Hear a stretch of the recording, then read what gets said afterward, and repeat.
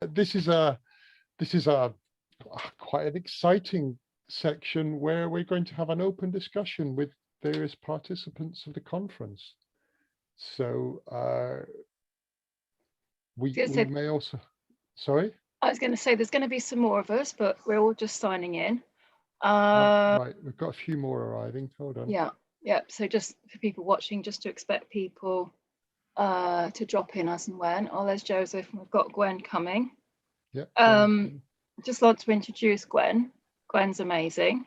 If people don't know, Gwen was part of Aspies for Freedom, who came up with Autistic Pride back in 2005. So, you know, it's such a pleasure to have her here. I mean, it's always a pleasure to have everybody, but, you know, particularly Gwen. Thanks a lot. No pressure. Absolutely no pressure. And, you know, we're hoping that Peter Tatchell will be joining us in a few minutes for this as well. Okay. That will be very exciting. Should we say why the idea for this chat came about? We can discuss that. Sure. We had Autistic Pride Alliance, which is who has organised this session today, is a very loose affiliation of lots of different autistic pride organisations in the world. It's not exclusive, there's lots more that haven't been involved, but this is just sort of a group of people that have come together very loosely just to be involved. And we had a really interesting discussion last night in the group because some people realised that I'd interviewed Peter Tatchell. Now, that was an idea that came about between the admin for Autistic Pride Alliance. Again, no gatekeeping, it's just that we are the ones that that manage the page, just try and enable everybody to be heard, everybody's listened to, everybody's got a slot, everybody can sign up, you know, all that sort of thing. And some people were quite unhappy because they said, well, Peter Tatchell isn't autistic. You know, what's that got to do with Autistic Pride? And so we said, okay, fair enough. Well, we'll have a little panel discussion about it. Personally, all right, I'm cis, I'm white, I'm heterosexual, I'm probably autigender, but you know, it's not really enough, I think, to place myself in the LGBTQ community. You know, no one's ever kind of had a horrible problem with me because of my gender, so I don't want to place myself in the LGBT because I don't want to take up their space. But I feel that we can learn masses from gay pride because it was so revolutionary of its time. I mean, I'm 50 this year.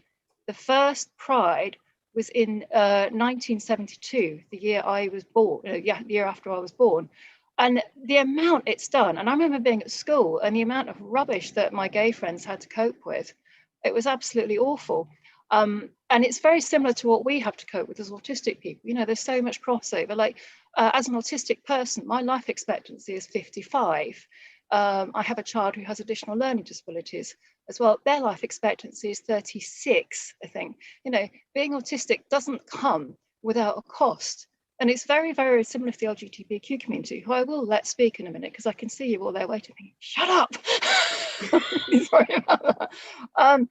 You know, I think there is so much crossover that we need to make these connections, and we need to invite our allies into our space to talk to us so we can learn from each other and say, well, you know, come on, you know, what have you done that has got people listening to you so effectively that we can join, we can piggyback on, and then we can use and we can expand and make it more appropriate for our way of doing things.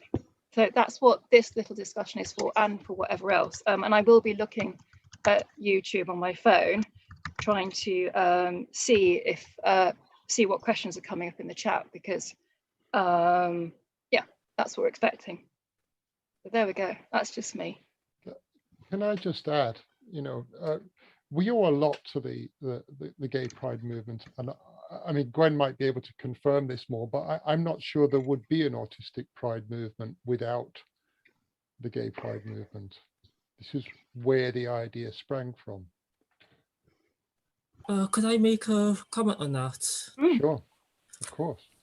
With over the past couple of years, I think this started in 2018, we have had some people complain about the date being in June. I'm not sure if anyone's aware of this, but basically that date was put in June by coincidence. And I've always said that much of what I did with my work in AFF was directly inspired by the gay rights movement. So Autistic Pride is quite simply directly inspired by gay rights. Absolutely. Can I just say as well, where we are in Aberdeen, we do have the fantastic Grampian Pride celebrations that they started the same year that we started Autistic Pride Aberdeen, which is just lovely. And the charity that hosts Grampian Pride, the LGBT Pride that we have up here, and the charity that I work for, One Stop Shop Aberdeen, we've got a really, really close link between each other. Grampian Pride is held in May every year, and we hold our Autistic Pride at this event. We went, our organisation went and we took part in the Grampian Pride celebrations, and we were deeply honoured and very, very touched that we were asked to go along to do that. And we were part of several different organisations who went along who aren't all cis het folks, you know, who, and some of them were, and it was really, really nice to see everybody coming together and being allies and learning from each other. I think that we're always talking about wanting to have inclusive spaces, and we need to be creating them as well if we're asking others to do the same. And likewise, you know, we got approached by one of the LGBTQ groups in Reading, and they came to our Autistic Pride event, and they invited us to take part in Reading Pride, which we did. We set up a stall there. Wasn't expecting much, but the amount of people that came, excuse me, came and talked to us, it was just, I don't know. Do you want to say anything more on that, Rachel?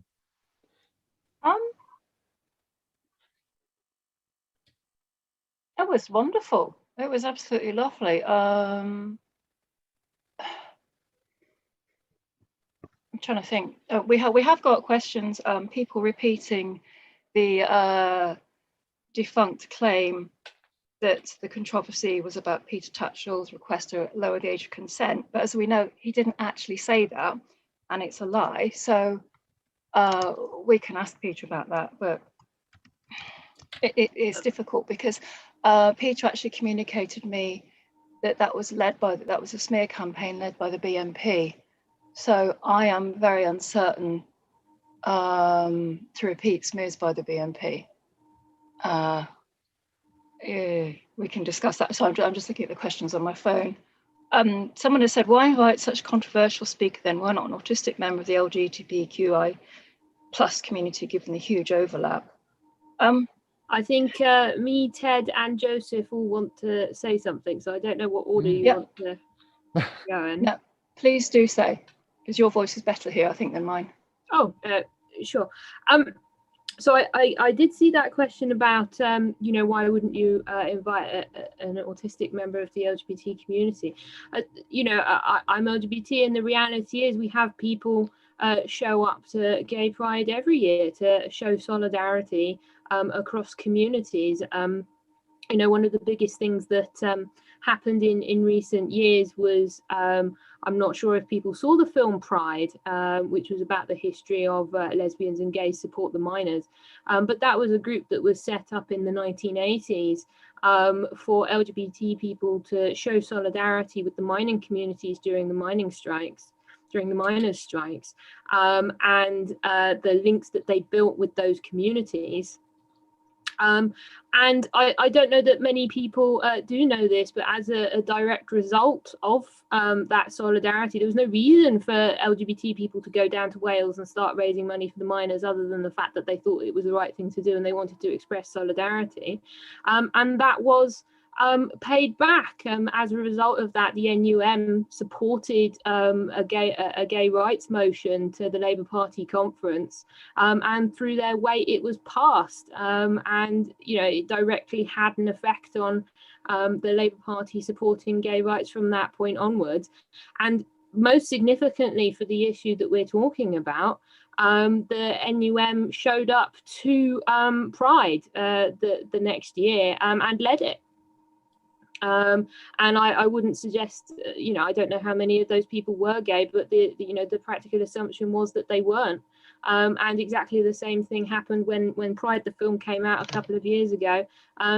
The remaining members of Lesbians and Gay Support the Minors showed up again to lead the parade. So it's really not uncommon. Indeed, it's part of the tradition that you have solidarity groups attend these events in order to show solidarity with groups that they support, even though they don't identify into those groups. So I don't think that there's anything particularly controversial from the perspective as an LGBT person who's been attending Prides for the last decade, to have a non-autistic speaker at Autistic Pride. I think that that's very much in the tradition of what it means. Talking of whom, welcome, Peter. And thank you for coming to this at such short notice. Yeah, we really appreciate it. Yep, sorry, I'm just looking at the questions. Peter, we have had the one about the age of 14. You've communicated that it was by the BNP. I'm not particularly a fan, as a person of Jewish heritage, to repeat smears by the BNP. Do you wish to answer that, or do you think that's a reasonable closure on that discussion? Because I think it's, I'm 50. That stuff came out like 30 years ago and was misreported, widely misreported at the time. You said so at the time, and it was a smear campaign. I'm very sad that, we're having to discuss this. Well, first let me say it's a huge honor to join you for Autistic Pride. I send you my solidarity and love, support your struggle, and as we all know, together we are stronger. United, we have the strength that we don't have as separate individuals and communities. And every struggle for social justice has been won by communities coming together, people who don't necessarily share the same identities, the same experiences, but recognizing that liberation is for all. So Rachel, just to answer your question, which specific allegation are you referring to? It's the letter to the Guardian. Okay, that's fine. That was misquoted. Yeah, so it's that one. I don't think people have read the rebuttal letter that you sent not long after. I don't think people seem to be aware of that. Well, the most important thing to remember is that that letter was edited. It was not the version or the letter that I sent for publication. But even so, it still said that paedophilia is impossible to condone. And that means I condemn and oppose it. So I have never, ever said anything or argued in any way to support adults having sex with children. In fact, I'm on record as supporting victims of child sex abuse and campaigns by them to secure justice. I've also written many articles about ways in which better tackle or indeed prevent child sex abuse. So the allegations are completely baseless. And if anybody wants to ask any further questions, I'm very happy to answer them. Yeah. Oh, this is a good question from IES 1602. We need an autistic outrage. You have comments on that? And not just me, obviously, everybody. Well, of course, when people in power refuse to listen, when they slam the door in your face, you've got two options, either to walk away and give up or to fight back. And certainly I think that marginalized communities like the autistic community are perfectly entitled, it's perfectly valid, it's legitimate, and perhaps even necessary that they sometimes up the ante. Outrage was a group that existed from 1990 to 2011. It was in response to the fact that the police, the government, parliament, the courts, and others would not listen to our just demands for LGBT+ rights. So we modeled ourselves on the US Black Civil Rights Movement and the British suffragettes movement to use non-violent direct action and civil disobedience to make the claim for equal rights and social justice. Now, of course, it's entirely up to you, Autistic Pride and the wider autistic community, to decide what tactics you use. That's got to be your choice. But I would certainly support you. Gwen wants to say something. Yes, as I understand it, the main controversy with you, Peter, has been that your views were twisted or you were misrepresented. And, for example, I understand that for many years the age consent for gay couples was much higher, but any advocacy to lower it just to equalise that, obviously it's got to be controversy. Do you feel that people have been more willing to believe these allegations simply because it's a very classic way to slander gay rights activists? I'm not sure if I'm making sense there. I'm getting my point across. Yeah, I mean, it is very much a trope that gay Yeah. men in particular are a threat to children and paedophiles. That's a very common slur that has been used for decades against our community. I know, I was going to say, as a trans woman as well, I've seen that directed at the trans community for a very long time as well. Which Yeah, leads me exactly to, the same thing, that all trans women are predators on yes, other women. I mean, it's disgusting. It's yeah, shameful. But let me just answer that question. I mean, you're right. Until 1994, the age of consent for gay and bisexual men was 21. You know, any sex involving a person 21, under 21, was a criminal offence. So that meant a whole raft of LGBT plus teenagers, you know, gay and bisexual men, were treated as criminals by the law. In 1994, it was lowered to 18, but it wasn't lowered until 16 to equalise it with heterosexual men and women until 2003. So outrage was very much in the forefront, and I was very much in the forefront of seeking an equal age of consent. But we also looked at the evidence and found that the majority of young people actually have consenting sex with other people of their similar age before the age of 16. So we argued those young people should not be criminalized. If two 15-year-olds have consenting sex, no one has been harmed and no one complains, then they should not be treated as sex criminals. They shouldn't be put on the sex offenders register. They shouldn't be treated the same as rapists or pedophiles. So that's where the controversy steps in, because we were not saying that adults should have sex with those young people. We were talking about young people of similar ages. And we did argue that the law should be reformed, either to equalize the age of consent of everyone for 14, but only if there was better early sex and relationship education in schools, help encourage young people to make wise, responsible choices, and only if they were given education information about sexual abuse, what it is, how to report it, what you should do if you're abused. So it was very much about protecting young people. But we subsequently argued that the age of consent should be kept at 16, and that's the current position that I share. The age of consent should be kept at 16, but sex involving young people under 16 should not be criminalized, providing both partners consent and providing there's no more than, say, 2 years difference in their ages. So this would mean that a 14-year-old and a 15-year-old could have sex, but not a 14-year-old and a 50-year-old. So that protects against predators and pedophiles, but ends the criminalization of young people of similar ages. Currently, sadly, under the Sexual Offences Act 2003, for the first time in British law, 2 young people of similar ages under the age of consent face criminal charges for any kind of sexual contact. Not merely a sexual act, but even sexual touching or caressing. And we think that's wrong. You know, 5 years detention in a young offenders institution for merely caressing another person's, sexual areas.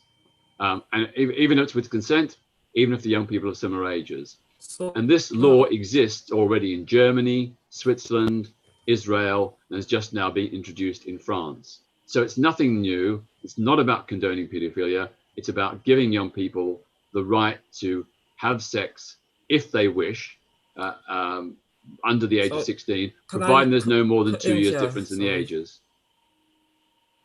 That law you mentioned, has that been a recent change? When did it come in? Because that would seem to criminalise the vast majority of teenage couples, regardless of sexuality. How long has that been the law? Well, that law has existed since 2003.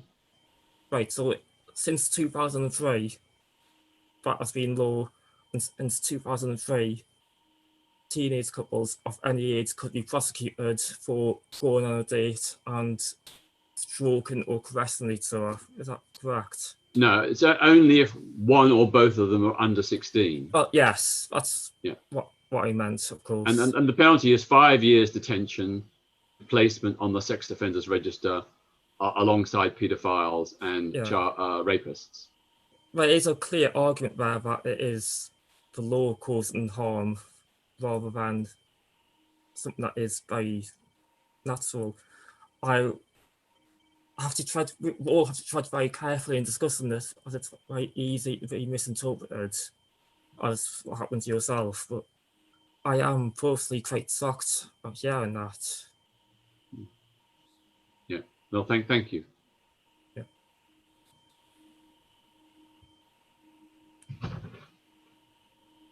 Do we have any other questions, Rachel? You muted?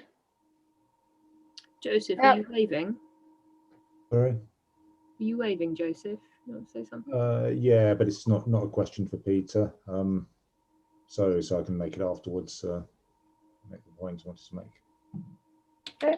So I would just emphasize that if you go to my personal website, petertatchell.net, if you look up under LGBT plus rights, you'll see a section called age of consent.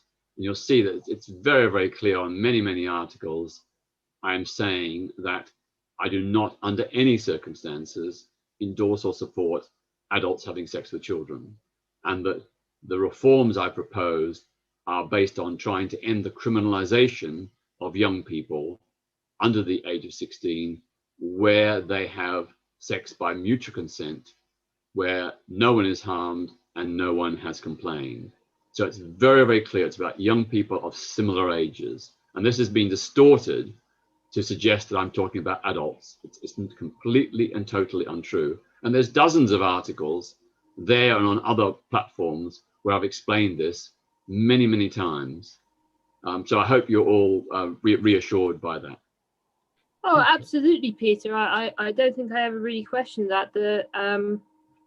You know, your position is one position, but I think that there's another alternative legislative framework that I think Colorado has, where whether something is criminal or not is directly related to the age of the person that you had sex with. So I believe their age of consent is 18, but if a 17-year-old has sex with their 19-year-old boyfriend, then they are not prosecuted for that. So I think that there's lots of discussion about, you know, the reason that age of consent laws were ever brought in the first place was to address child prostitution. I don't think it was ever really intended to prevent teenagers from sexually experimenting with each other. And you know, as I think we both know, and possibly everyone here knows, like that is not how it has worked out, and we have ended up with some 15-year-olds with statutory rape convictions, which to me is completely unacceptable. So I think that that's a very reasonable political position to take, and that there are plenty of people who support that, and that, you know, there are other ways of looking at it as well that achieve the same goals. But I don't think that anyone in any of these debates, you know, has paedophilia in mind. Like, there's nothing further to be said about how abhorrent that is. So thank you very much for clarifying that, and it all seems quite reasonable to me. I mean, should I say that when Outrage began this campaign in the early 1990s, we did research the matter. We found that, according to various surveys, half of all young people have consenting sex before their 16th birthday. So half of the entire teenage population were being and are being treated as criminals by the law. We also found that there were hundreds of police arrests and other actions against young people where both partners were of similar ages. So that motivated us to say criminalization is not the way forward. Education and counseling, yes, but not criminalization where two young people are of similar ages and mutually consent. There's often the stereotype that autistic people, don't have sex, or young autistic people don't get into sexual relationships, but actually that's not really true. And so this is kind of relevant to young autistic people as well.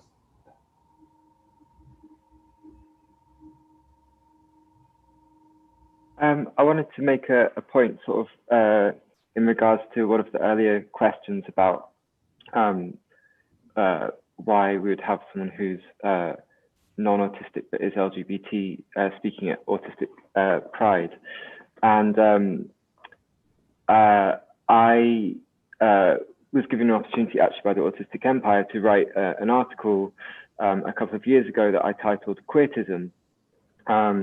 I'm an LGBT person and I'm autistic, and for me there's actually sort of many links which, although maybe indirect, I feel like in my personal experience, being autistic has taught me about my queerness, and being queer has taught me about my autism, particularly in regards to sort of like alternative paths forward and solution finding for a community or communities, plural, who are told no to the sort of standard ways that you can action something.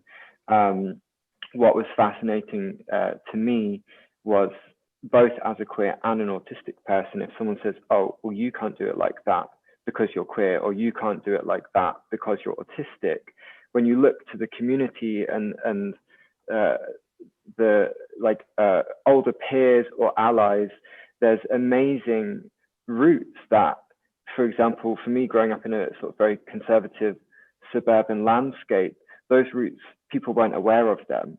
They just weren't options, and therefore you sort of like feel very limited in the options you have. So for me, it's actually it's very relevant on a personal level to have both LGBT and autistic people, either who are both those things or not, or one or the other, to be wonderful allies, so that we can all learn from the amazing million different pathways that the rest of the world, inverted commas, doesn't seem to always appreciate or have, because it's where we can find solutions and amazing paths forward.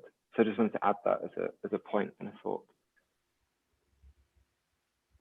Thank you. Thank you. Good point. Peter, just one comment from me regarding the smear campaign. I see this pattern time and time again with various activists, people who talk against the political establishment or the right wing. Immediately there's a smear campaign against them, and it's almost inevitable. Do you see this? I mean, maybe I'm not really posing that as a question, but have you observed this a lot yourself? Well, certainly it is a form of McCarthyism, going mob mentality, going after someone, often on the basis not of what they've said, but as a way of trying to discredit them. So, for example, I am regularly mobbed on Twitter by people accusing me of being a paedophile, supporting paedophilia, being a racist, being anti-Muslim. There's a whole host of things going on there. And they're doing it not necessarily because they believe it, because it's a bid to discredit me. They disagree with something I've said. They can't answer what I've said, so they resort to smear tactics.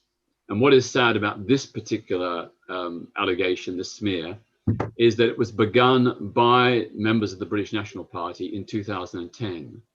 Some of you may remember that I ambushed the leader of the then very, very vocal British National Party His name was Nick Griffin. Mhm. I ambushed him when he was giving a press conference at the Millbank Press Centre to call him out over his anti-Semitism, his racism, his anti-Muslim prejudice, and so on. Anyway, he was completely caught off the hop. He was completely embarrassed, and he first of all he ran away, and it was all filmed of him running away from me, and then it was filmed his minders manhandling me and pushing me down the stairs. It made him look like a coward and his minders look like thugs. So that BNP saw it as a PR disaster, so they got really angry. So they started off by taking photographs and photoshopping them to put slogans, pro-pedophilia slogans on them, and spread them all over the internet. Then others began to write stories or articles or post things on Facebook and so on, and making these claims that I was a paedophile or pro-pedophilia. But it was a way to get back at me. And what is sad is now that some people on the left, and I'm a left winger, but some people on the left, because they don't agree with, for example, my stand against the tyrannical regime in Iran and Russia, to get back at me, they spread these rumors that I'm a paedophile or pro-pedophilia. There's also some sections of the anti-trans community, the trans critical feminists. They don't like the fact that I support trans people, so they are using the same tactics as well. And I find that that's the most shocking thing, is that people supposedly on the progressive spectrum of politics, who are feminists and who are left-wingers, because they disagree with me about trans rights, because they disagree with me about other political issues, they're prepared to use a smear tactic to try and discredit me rather than engage with what I've actually said. And I'm very happy for them to criticize me about my policies. I may not agree with them, but they've got a right to criticize my support for the trans community. They've got a right to criticize me for my radical ideas on economic and social change. But that does not include the right to make up stories in a bid to use basically lies and distortions and misrepresentations as a political weapon. And you're absolutely right. This is becoming very, very, very widespread.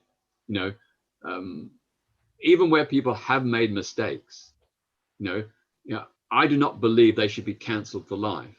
So there's some people I can think of, like the former Archbishop of Canterbury, Dr. George Carey, who was very, very homophobic, but he changed his mind and is now supporting the LGBT plus community.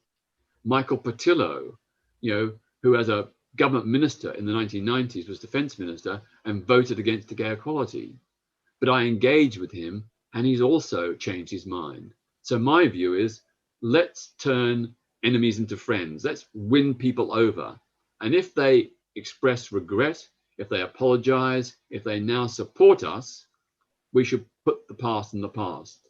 I do not agree with people being cancelled for life and no platform for life because of things they said, 1 year ago, let alone 10, 20 or 30 years ago.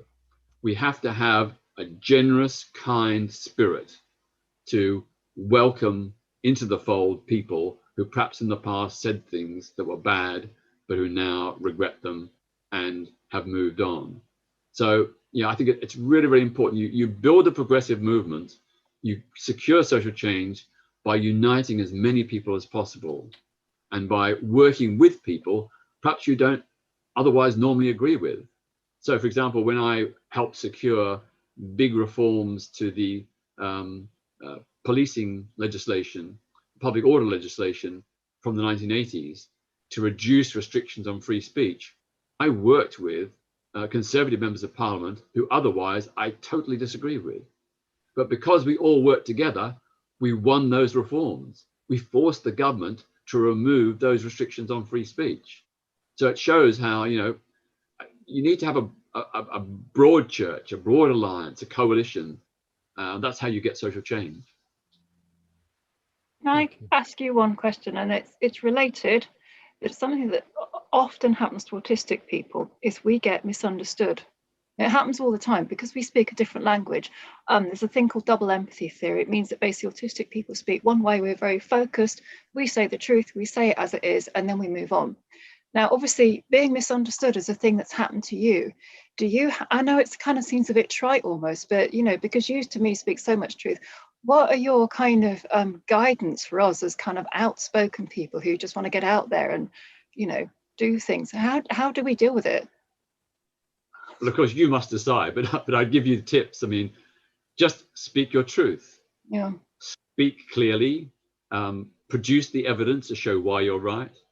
The facts, the figures, the statistics, you know, the research, the studies that have taken place. But don't allow yourself to be put down or intimidated. Stand up for yourself, as indeed you are doing. And that is so fantastic that you are standing up as autistic people for understanding, acceptance, and your rights. You will have sometimes some blowback. You'll get some negative reactions, even hostile ones. You will have people misunderstanding you. But if you keep clear with your truth, eventually that truth will come out. And I think what I've sort of shown over the last, 54 years of my activism is that I stand off very much on the margins and the fringe, but I never allowed the bigots to beat me down. You know, I never allowed the slurs and smears to stop me. And I just kept on speaking.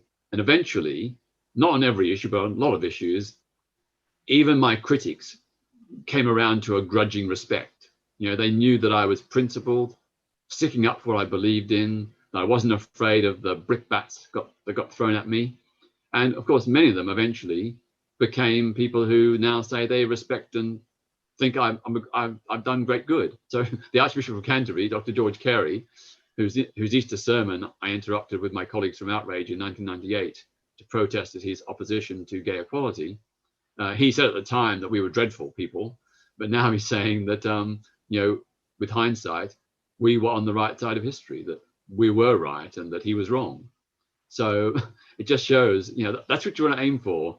Get those people who are your fiercest critics to eventually become your allies and friends.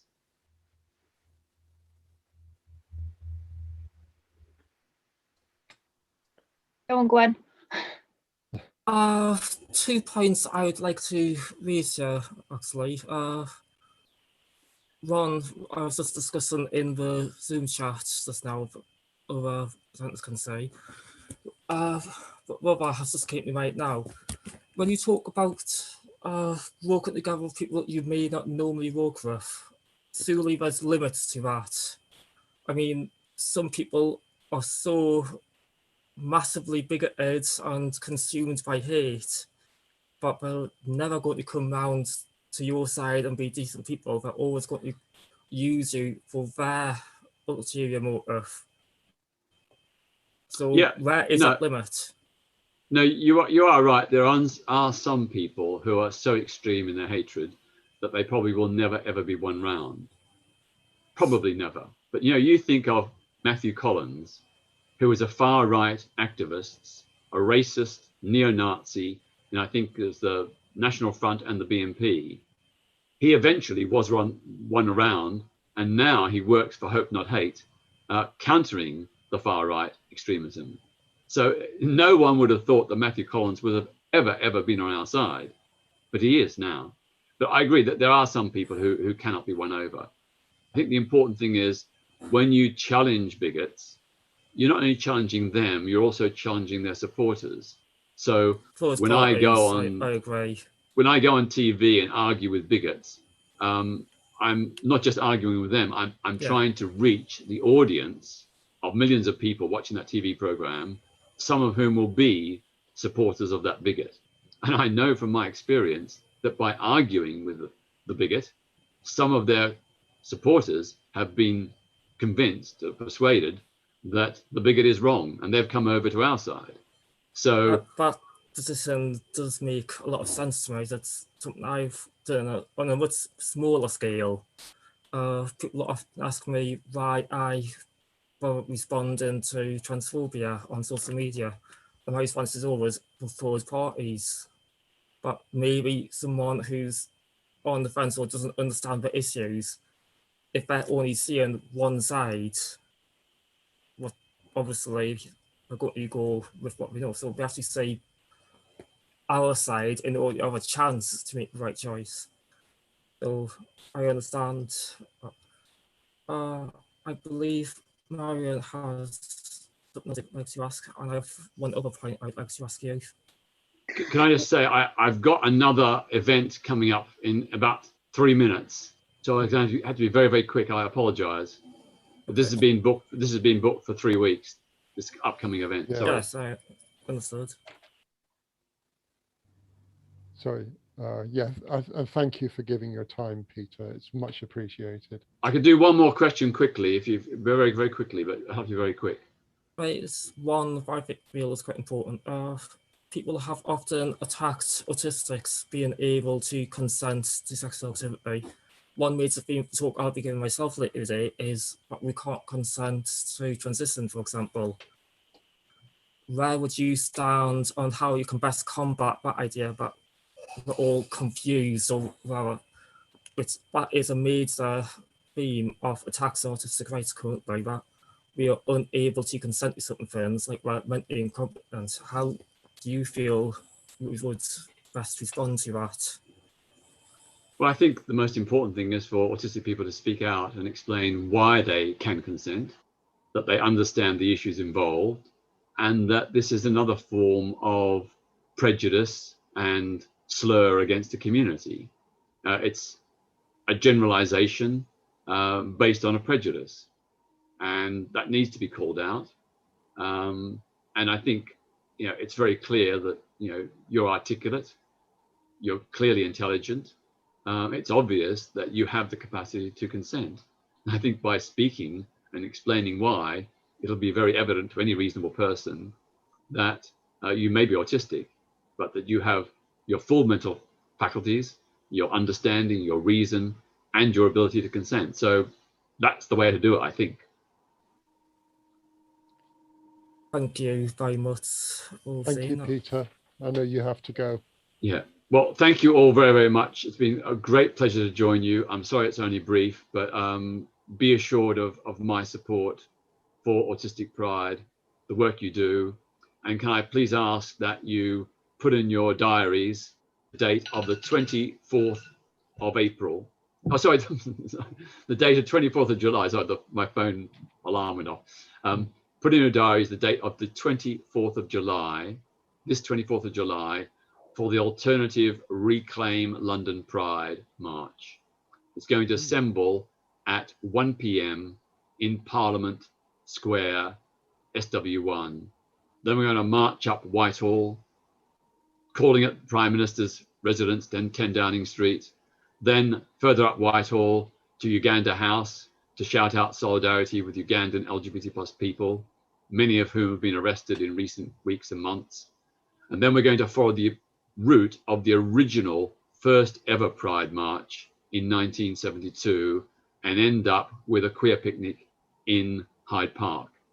This is a community-based event. No corporates, no commercialization, no wristbands, no limits on numbers, no charges whatsoever. It's entirely free, but it's meant to counter the way in which Pride in London has become so divorced from the original Pride ideals. So please, I hope Autistic Pride will march with us in that event on the 24th of July. If you follow my Peter Tatchell Foundation website, if you go to the website in the top right hand corner, there's a little button which says join us.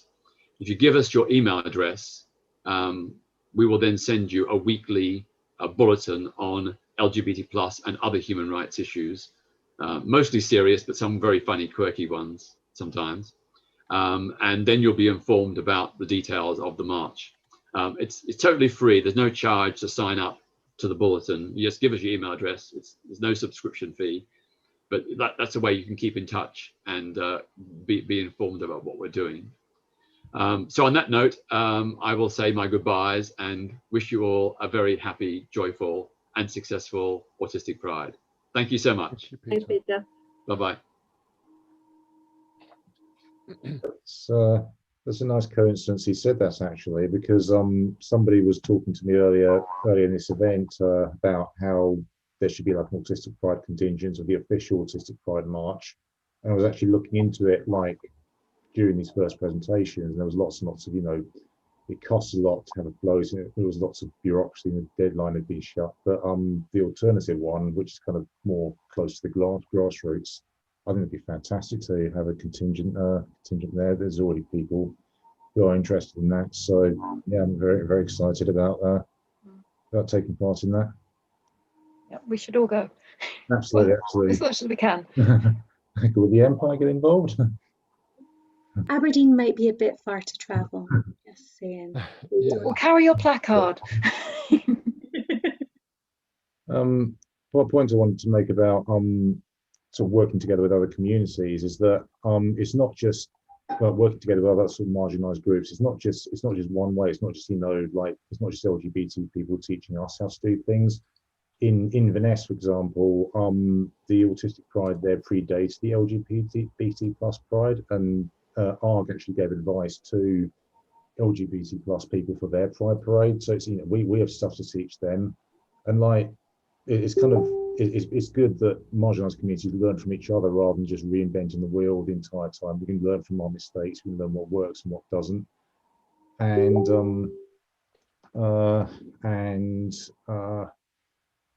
also like a lot of other communities they're like have a lot of similarities with us. For example, like in the mental health community, they have issues with unrepresentative charities that don't speak over them. They have issues with sort of being confined to ATUs. There's a lot of overlap with the autistic community, and Down syndrome people have trouble with sort of parents who speak over them. Although saying that, sort of parents of autistic people actually make brilliant allies as well. It doesn't need to be an antagonistic relationship between those communities. So, and I think, yeah, the only way we can achieve things is to reach out to other communities. I don't know who said it, but I think it might have been Lorna Wing said, in nature, there's no solid lines between things. There's the lines that divide people are quite fuzzy.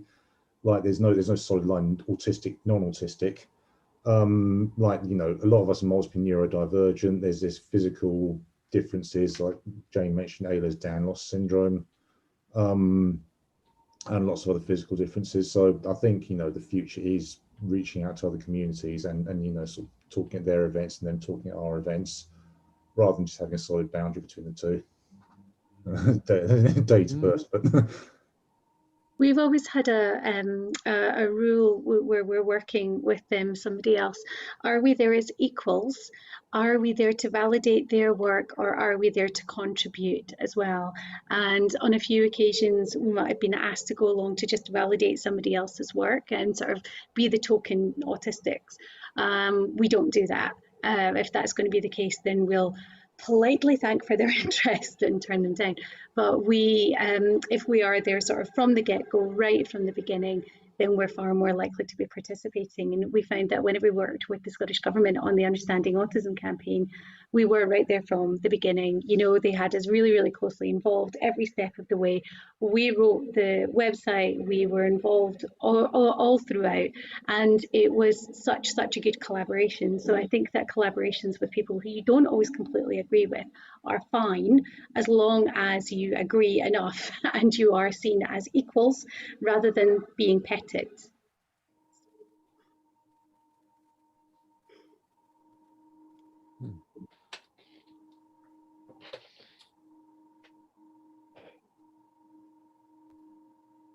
I was just checking the chat for questions, but there don't seem to be any right now. Oh, it's not actually turned on. That always helps, doesn't it? Little bit of a discussion about that prides in general are a good idea. Oh, someone said, well done, well said, Marion. So that's true. I think, when's the next thing? Is it 1640? yeah, that's right. Yes. Okay, that's all right. So what do we want to, we've got 13 minutes. So what are we going to chat about?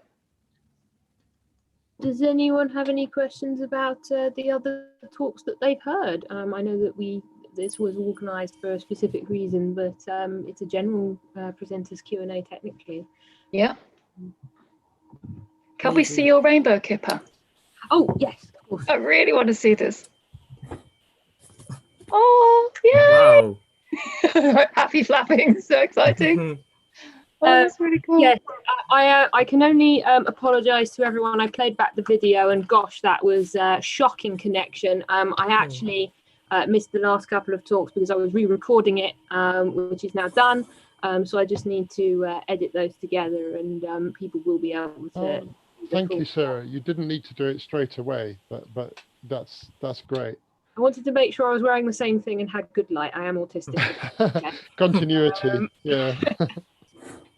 Well, when it comes to Autistic Pride in London, the sort of march along with LGBT Pride, there already is an Autistic Pride flag which I made. It's if you look at Ian's background in the top left and right, top left-hand corner.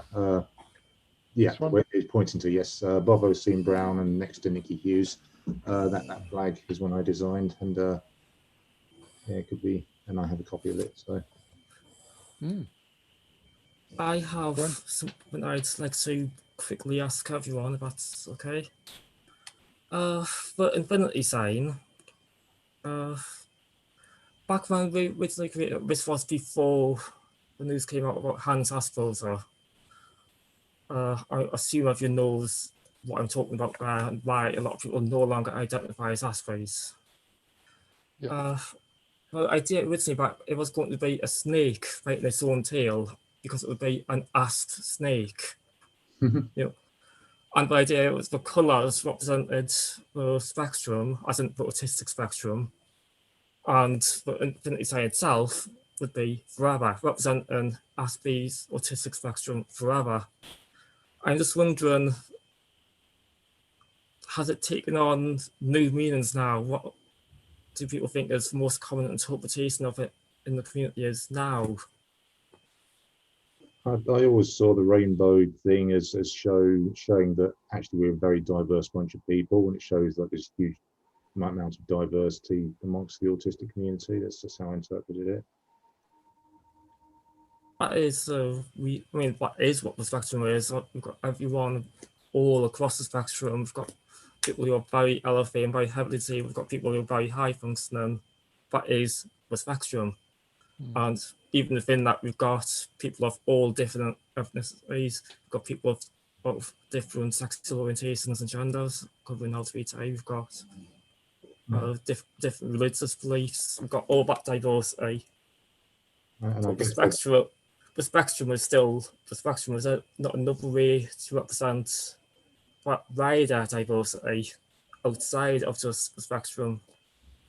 I think the definition autistic people don't really conform to like social norms. Like all of us are very individual, so I suppose it could reflect that as well. That's why I saw it too.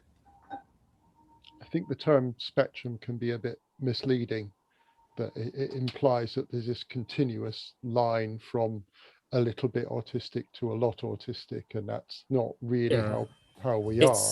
It's not a one-dimensional axis. It's some kind of super higher dimensional space. Yeah, and there's a vast amount of variation in the autistic community. Yeah, I do like the description of it in that Art of Autism Archie comic, the Understanding Autism Archie comic, where it talks about it being like a color wheel and looking at different aspects on each of the different colors. So looking at executive functioning, looking at sensory differences, looking at communication differences, those, and how you can be sort of anywhere on any of these bits on any given day. The vast majority of the time I'm super talkative, as anybody who saw my talk earlier would very clearly see, but I also have times where I have situational mutism.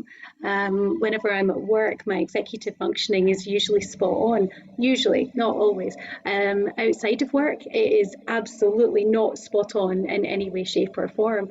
So I think it would be very difficult whenever people try and refer to me as being like high functioning because I'm well educated because I have a job, because I'm married, because I have a child. They're not the ones who are seeing me scrabbling around trying to arrange to get my car MOT'd whenever I have situational mutism, for example. And it's like, well, how functioning am I then? Not very at all.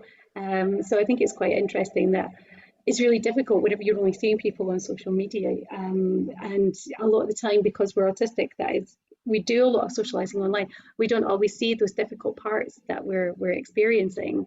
And, you know, it's incredibly vulnerable whenever you're having a meltdown, or whenever you're having a shutdown, or whenever you are having situational mutism, to show those aspects, because you are so vulnerable. Why would you do that? That we're really vulnerable enough as it is, right? We don't need any other reasons for people to be doing that.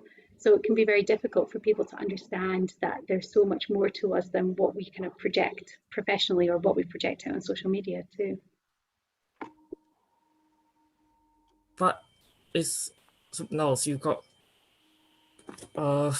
Ian was just talking about how it's not, as I said, a one-dimensional axis where you've got low function in one end, high function in the other end.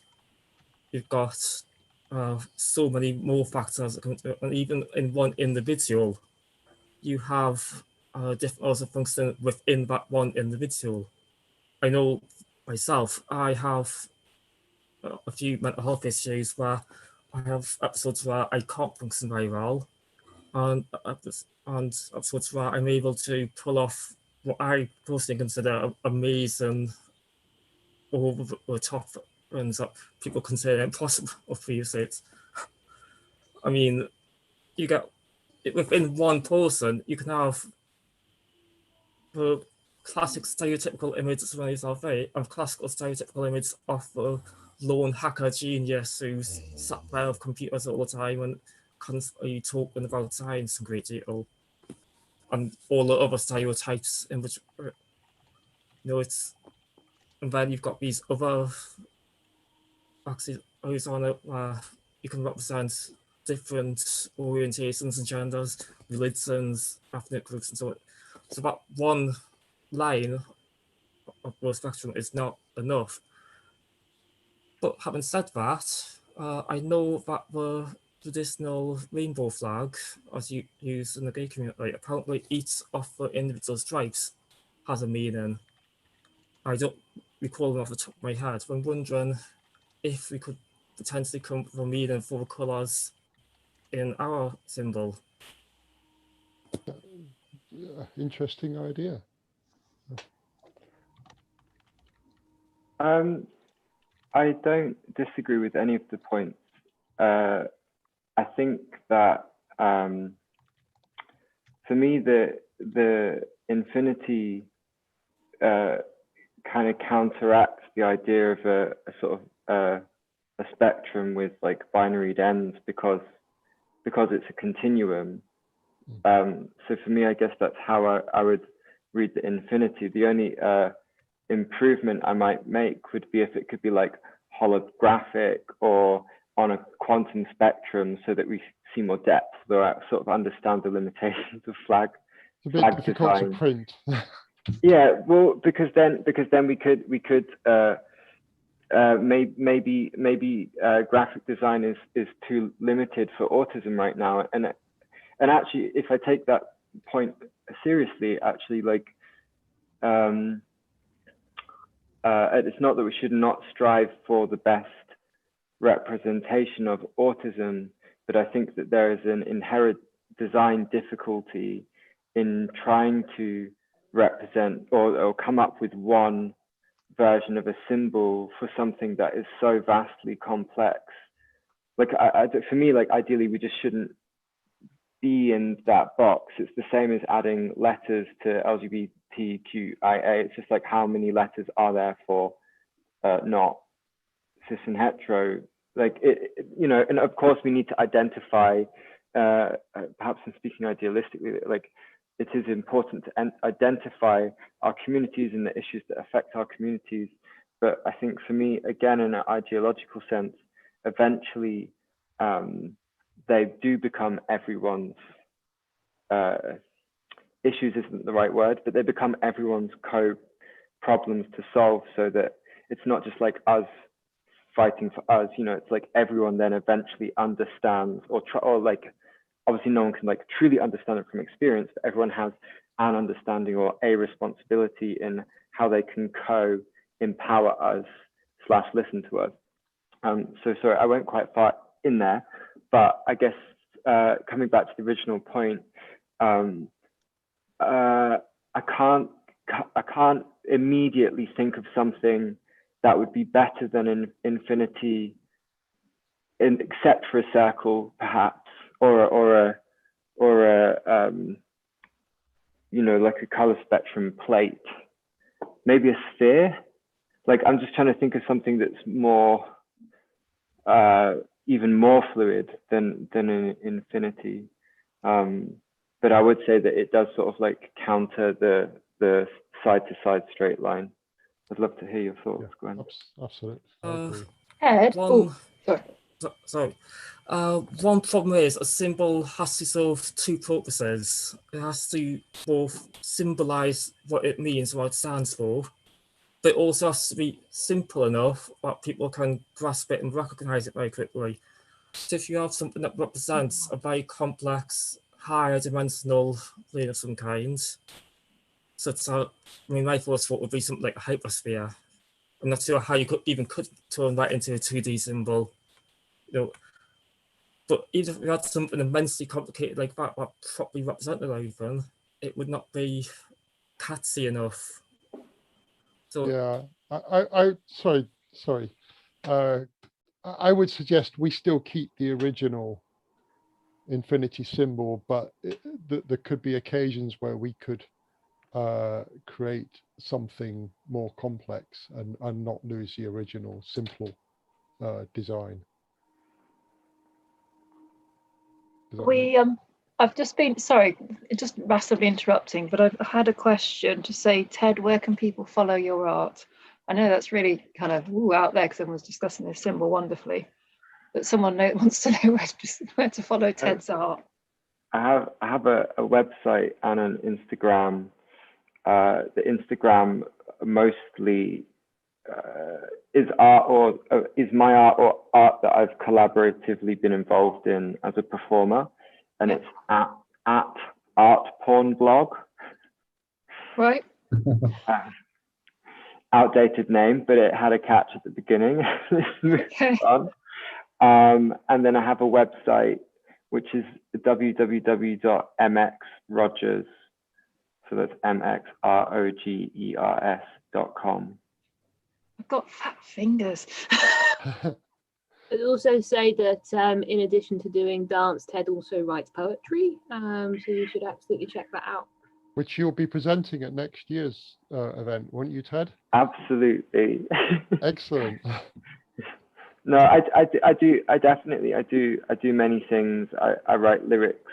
Like I co-write people's music with them, and I DJ. So, but I think mostly, although I struggle with Instagram because it's not like a full representation of me or my life at all, it does show anything. It shows a mix of stuff that I've been involved in, I guess. Yeah, I'm still brewing the main core of what is to come. The work is not done. I'm afraid we're going to have to wrap things up there to try and stay reasonably on schedule and go to the next video. I think this has been a great spot. I know there's been some controversy, but hopefully we've addressed it for some people. And thank you very much, everyone.